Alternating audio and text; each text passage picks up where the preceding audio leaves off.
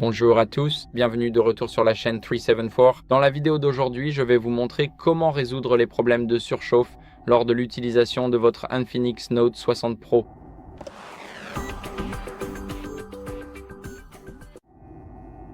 Alors, tout d'abord, ce que j'aime faire, c'est toujours commencer par fermer les applications lourdes. Par exemple, si j'utilise Chrome, Messages, téléphone, même l'appareil photo, ce que je fais, c'est cliquer sur ce bouton juste ici et fermer toutes les applications en une seule fois. Maintenant, notre système nous indiquera qu'il est déjà dans le meilleur état.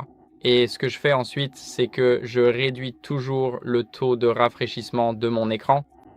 Pas exactement le réduire, mais je change toujours ce réglage. Donc quand je fais défiler vers le bas, j'utilise toujours le mode de commutation automatique. Cela bascule entre 60 et 144 Hz. Donc il y a toujours un taux de rafraîchissement. On peut le régler sur standard pour 60 Hz. Le mode élevé ne vaut pas le coup car il va vider notre batterie. Mais la commutation automatique est vraiment bien parce que quand on ne l'utilise pas, c'est 60 et quand on l'utilise, ça monte à 120 et 144.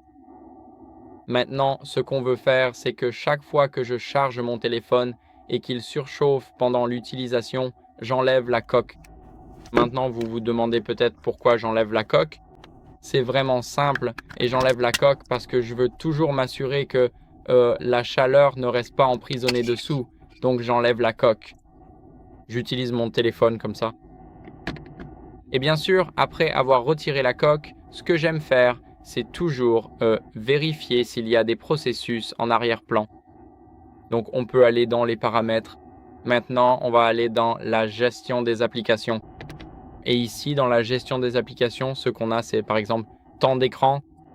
On peut voir toutes les applications qui sont en cours d'exécution et on peut aussi voir les informations sur les applications, donc savoir si elles tournent en arrière-plan ou non. Et je passe en revue, puis en gros, dans la section batterie, je vais empêcher l'utilisation en arrière-plan pour chaque application qui consomme ma batterie. Donc c'est ce que je fais. Et bien sûr, en dernier recours, ce que je vérifie toujours, ce sont les dernières mises à jour logicielles pour m'assurer qu'il ne s'agit pas d'un bug logiciel. Mon système est toujours à jour, mais si le vôtre ne l'est pas, alors je vous recommande de le mettre à jour. Et c'est tout pour cette vidéo. J'espère donc que cela vous a été utile. Si c'est le cas, laissez un like, abonnez-vous et laissez un commentaire. Et on se retrouve dans la prochaine vidéo. Au revoir.